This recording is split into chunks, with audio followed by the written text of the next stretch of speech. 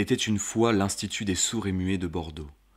Créé en 1786 sur le même modèle que celui créé à Paris par l'abbé de l'Épée, il est d'abord dirigé par l'abbé Sicard, avec le concours du Bordelais Jean de Saint-Cernin. Depuis cette lointaine époque, l'Institut a connu de nombreux changements, modifiant son nom et son statut pour s'établir à Gradignan et devenir l'INJS.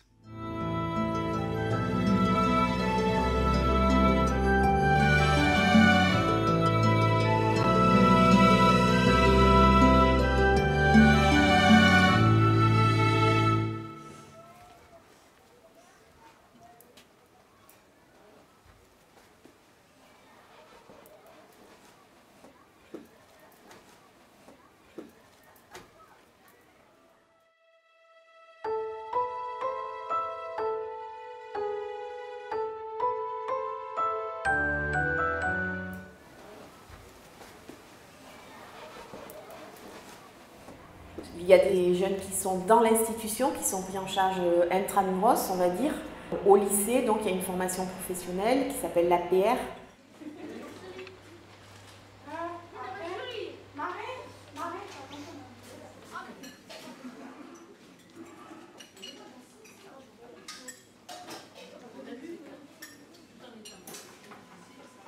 Et il y a aussi une classe collège, une section pré-professionnelle qui va de la 6e à la 3e.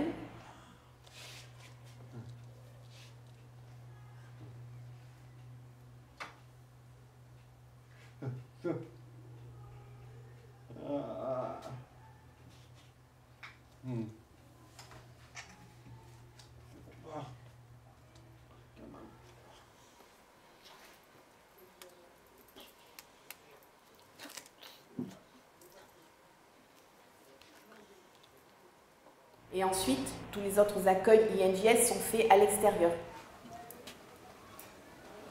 Des accompagnements qui se font en école maternelle, en école primaire, au collège, au lycée également.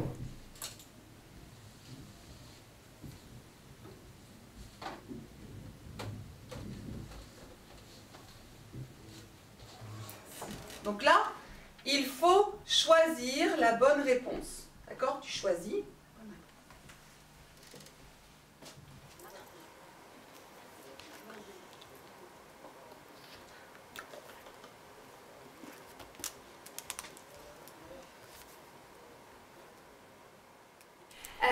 Donc le CELS, c'est le principe de l'intégration individuelle, l'inclusion. L'enfant sourd va aller dans une école d'entendants et en fonction de ses besoins, il va y avoir des personnels qui vont lui être proposés pour l'accompagner.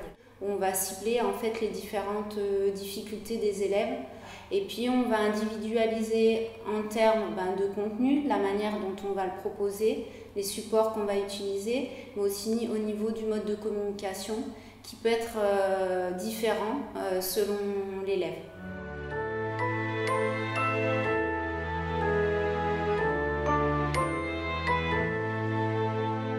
Alors moi j'accueille beaucoup de petits et j'accueille des petits qui des fois n'ont pas encore acquis la communication.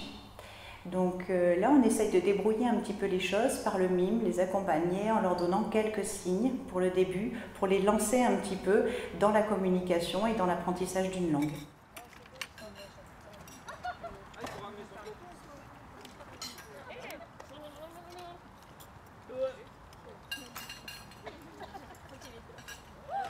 C'est pour les enfants qui sont un petit peu inhibés, qui ont du mal en individuel à verbaliser, à dire des choses. Le groupe permet de se stimuler les uns les autres.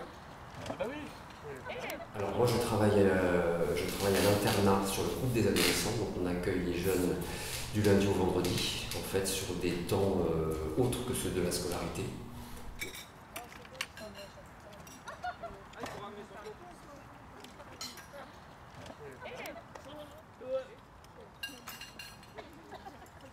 Nous on est là que pour un temps de vie en commun en fait, où on va essayer de leur apporter le maximum de valeur et de compétences surtout pour après.